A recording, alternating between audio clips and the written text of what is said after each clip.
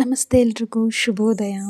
Actually Monday morning vlog ಇದು. ಚಪಾತಿ ಮಾಡೋಣ ಅಂತ ಹೇಳಿ ಹಿಟ್ಟು ಕಲಿಸ್ತಾ ಇದ್ದೀನಿ.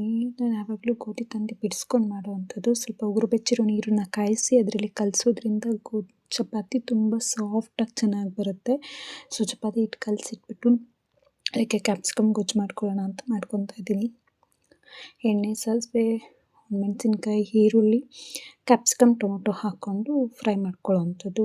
ತುಂಬ ಟೇಸ್ಟಿ ಇರುತ್ತೆ, ಸಕ್ಕತ್ತಾಗೂ ಇರುತ್ತೆ. ನಾಳೆಯಿಂದ ಧನುರ್ಮಾಸ ಶುರು ಆಗ್ತಾ ಇದೆ. ಸೊ ಅದರಿಂದ ಒಂದು ಸ್ವಲ್ಪ ಕೆಲಸ, ದೇವ್ರ ಮನೆ ಸಾಮಾನು ಕೆಲಸಗಳು ತುಂಬ ಇದೆ.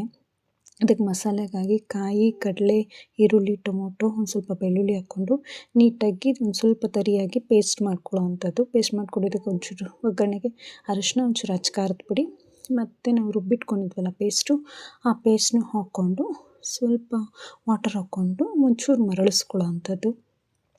ರುಚಿಗೆ ತಕ್ಕಷ್ಟು ಉಪ್ಪು ಹಾಕ್ಕೊಳ್ಳೋ ಉಪ್ಪು ಹಾಕ್ಕೊಂಡು ನಮ್ಮ ಮನೆ ಖಾರದ ಪುಡಿ ಇದೆಯಲ್ಲ, ಸೊ ಅದನ್ನ ಹಾಕ್ಕೊಂಡು ಮಿಕ್ಸ್ ಮಾಡಿಕೊಂಡ್ರೆ ರೆಡಿ ಗೊಜ್ಜು. ಸೊ ಇದಕ್ಕೆ ಚಪಾತಿ ಹೊತ್ಕೊಂಡು ಚಪಾತಿ ಬೇಯಿಸ್ಕೊತಾ ಇದ್ದೀನಿ.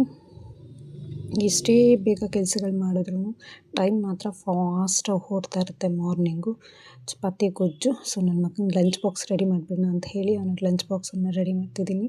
ಅವನಿಗೆ ಚಪಾತಿ ದೋಸೆ ಆದರೆ ಎಲ್ಲ ಪೀಸ್ ಮಾಡಿ ಹಾಕಬೇಕು ಬಾಕ್ಸ್ಗೆ. ಒಂದು ಲಂಚ್ ಬಾಕ್ಸ್ ರೆಡಿ ಮಾಡಿ ಇಟ್ಟು ಧನುರ್ಮಾಸ ಶುರು ಅಂತ ಹೇಳಿ ತುಪ್ಪದ ಬತ್ತಿ ಮಾಡ್ಕೊಳ್ಳೋಣ ಅಂತ ಸ್ವಲ್ಪ ತುಪ್ಪನ ಕಾಯಿಸ್ಕೊತಿದ್ದೀನಿ. ಕಾಯಿಸ್ಕೊಂಡು ತುಪ್ಪದ ಬತ್ತಿಗಳನ್ನ ಕಾದಿರುವಂತಹ ತುಪ್ಪಕ್ಕೆ ಹಾಕುವಂಥದ್ದು. ಅಷ್ಟೇ ಸಿಂಪಲ್ಲಾಗಿರುತ್ತೆ. ಕರ್ಪೂರ ಬದಲು ಇದನ್ನು ಹಚ್ಚೋದ್ರಿಂದ ತುಂಬ ಒಳ್ಳೆಯದು. ಸೊ ಹಾಕ್ಕೊಂಡು ನೀಟಾಗಿ ಪ್ಯಾಕ್ ಮಾಡಿ ಇಟ್ಕೊತಿದ್ದೀನಿ ನಾಳೆಗೆ ದೇವಸ್ಥಾನಕ್ಕೆ ಬೇಕಂತ.